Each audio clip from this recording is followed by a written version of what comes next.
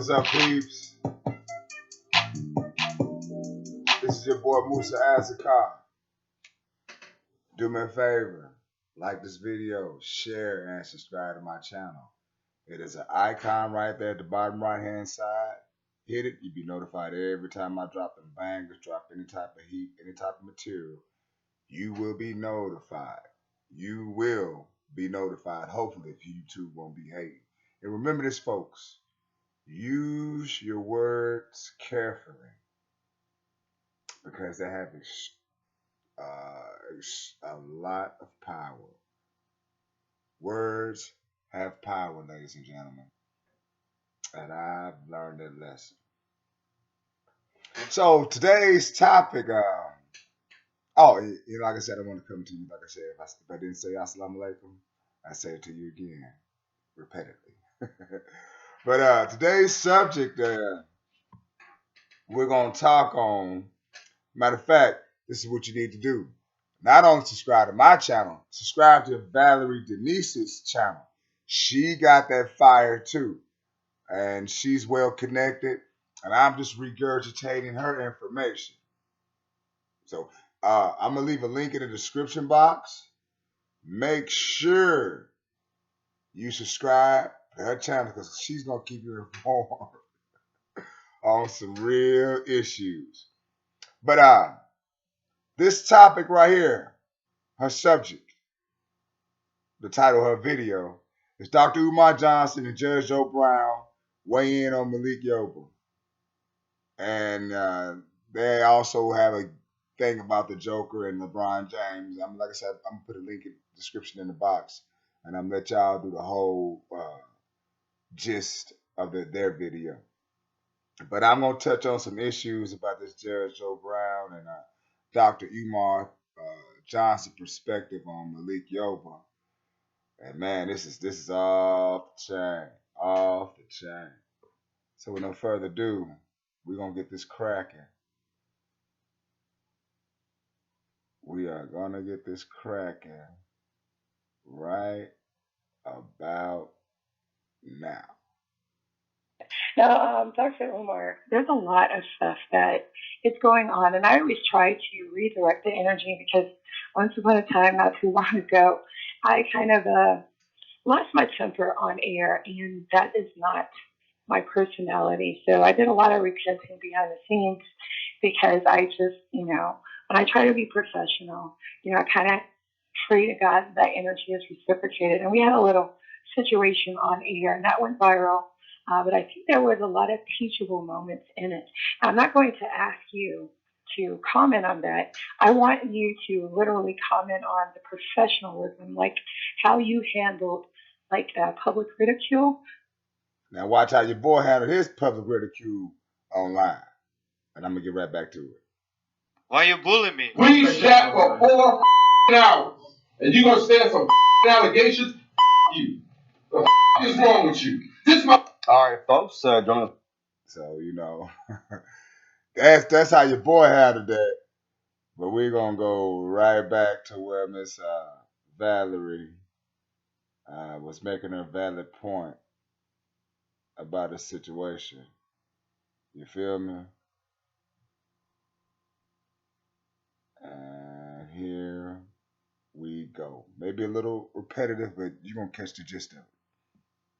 To comment on that, I want you to literally comment on the professionalism, like how you handled public ridicule. So I'm going to play a clip, an audio clip, and I just want you to extrapolate any good from it so that, again, when people are on air, I want you to speak to etiquette and also any professionalism or anything else that you'd like to say regarding said audio. Is that okay that I do that? Sure. While we wait for the judge? Sure. Okay, so here is the first thing. And guys, this is all over YouTube. This is actually Malik Yoba on the route. And something happened. I'm going to ask questions. I'll explain after this.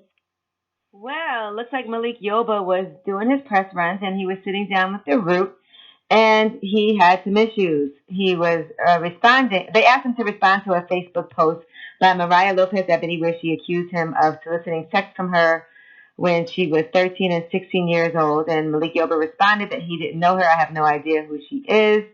And things went left. Okay, apparently, according to Malik Yoba, he sat down with the person interviewing him. Blogsworth. Yes, Blogsworth. And they had a whole conversation about what was going to happen in this interview. Here's what he said. What do you say to trans black women who say that you're centering yourself and that you're being opportunistic? So you and I sat for 4 hours the other day, Correct. and we decided how we were going to approach this. We went through a number of We questions. decided how we were going to approach this. And we we're said actually that recording, and the more you talk, the better, the worse it looks for you. That's Really? what I'm saying. Yes, sir. This looks bad for me. Yes, because Check I'm this asking out. a number No. of questions. We're done, bro. Okay.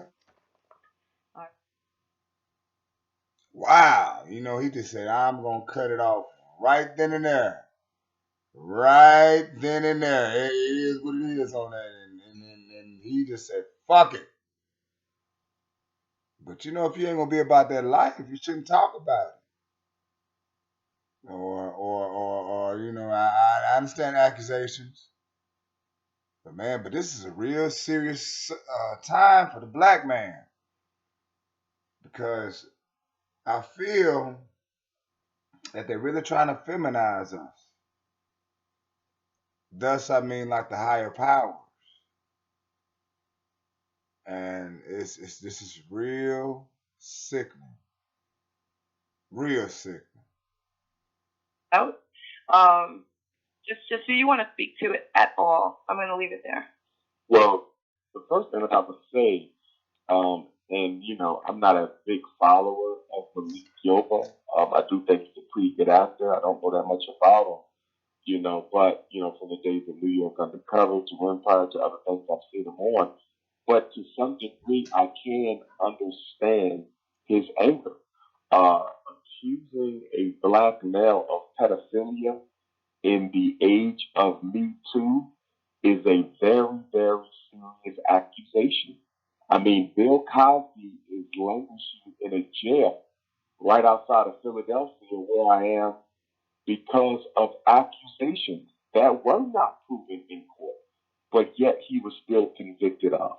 Tavis Smiley, Morgan Freeman. We can go down the list of famous black men who probably have a lot more to lose than Malik Yoba, whose careers were tarnished and or destroyed and end up in prison because of these type of allegations. Because we live in an era where we have to be clear about something when it comes to black men. From the beginning of time, this mythology of the black man as a crazed, undisciplined sexual predator has always been with us in American culture. It was fabricated out of thin air to justify the narrative of the black man as an animal, to justify the narrative of the black man as a perpetual criminal. Let's keep in mind most lynchings, which ravaged America from to Reconstruction all the way up and even until now. Many lynchings were justified under the false allegations of a black man having taken advantage of a white woman sexually. And in almost every one of those cases, it was even admitted by the lynchers that the man was not necessarily guilty or convicted, just suspected of being sexually inappropriate with a white woman. So we got to be clear that in America, the accusation is enough to crucify a black man. That's, oh God. Woo. Man, this is hard. It's hard being a brother, man. There's so many obstacles you got to go through. Hard being a man, period. Just to be honest with you, but man, a brother go through hell. I tell you one thing, man. If you got a good family that holds you up too, God, I know every family that had petty beefs or whatnot. But man, when they stick with you in that corner,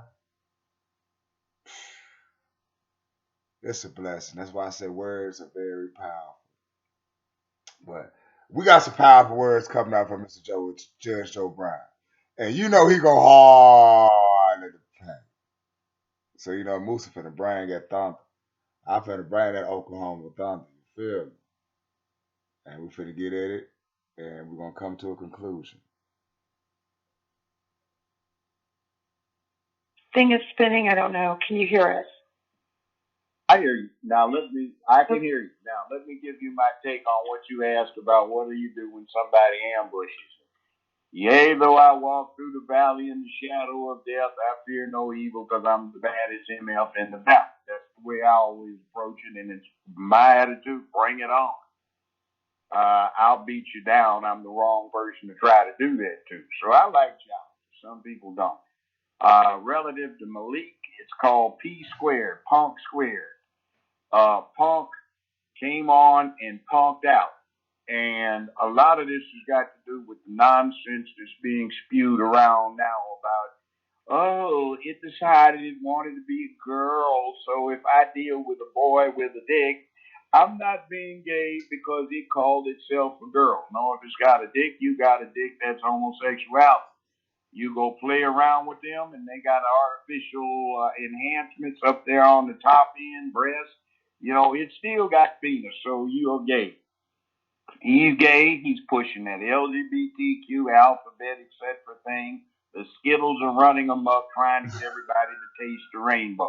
I guess they like it crammed in their mouth and they get off on it, but I understand they do that a lot. Now, back to this other thing. It's a fair accusation. You got a 13-year-old boy who's a tranny, and he says, although the media says, she says, I don't buy that. It's got a penis. It was just a child. And it was engaged in pedophilic activity with milk yogurt. That's what I call him. So milk yogurt's dealing with a 13-year-old boy, according to the complaint filed with the police department now. On a regular basis, when the kid was 13, there was a layoff, but then back again, they're dealing with him when he's 15, and, Yogurt's dealing with him when he's 15, allegedly. And then we get back into, again, the complaint with the police that's been made by somebody that's a 17-year-old, I understand. I may be wrong, and he may be 18, but that's pending. I'm a former judge, and I know you are innocent till you're proven guilty, but that's not what we're talking about here. We're not talking about criminality in this instance. We're talking about social approbation. Half of this nonsense is broached because people are talking about she when somebody declares they want to be a she. That doesn't cut it. Mother Nature / evolution / reality / whatever you want to call it, it said you got a penis and you can donate sperm. That makes you a male. You might not be a man because being a male is the first prerequisite for being a man, and being a man means you act in a masculine fashion because there's some dues you have to pay and be prepared to pay. Just like if you've got ovaries and a vagina and a womb, then you are a woman, or a female rather, and you're not a woman until you pay those womanly dues. It's manhood, womanhood. I'm about protecting womanhood and promoting manhood. So women need to be protected from this kind of nonsense, and most explicitly, they need to be protected from what's happened in sports where some little failed punk boy who doesn't want to compete against men wants to be a girl, so he gets to compete against a girl, break ribs, break jaws, fracture skulls, break legs, break arms, and win the track meet because he's a punk and he can't deal with the people that he's supposed to be competing against, so he competes against women. So it's crazy. So something has to be done about this kind of deliberate confusion that I know is intentional because I heard about it 50 years ago when I was a senior in college in the 60s at UCLA when they were all over campus speechifying about how they were going to do it. They said specifically it would take 50 to 100 years. And then we've got categorical ignorance going on that they prey on. That thing you sent me about the military and the police warning people about the Joker movie. They're going back to 2012, saying that some fool went off and went berserk because he didn't have man in his soul, and he shot up a movie theater. Woo! Hey, boy, Judge is going in. Judge is going in on this video. I want you to do me a favor. Like this video, share, and subscribe to my channel. And like I said, people, words have power. Learn how to use them in an appropriate manner. I'm learning every minute. But let me know what you think about the video. Leave me some comments. And I'm leaving you just as I came to you in a peace saying, Assalamu alaikum.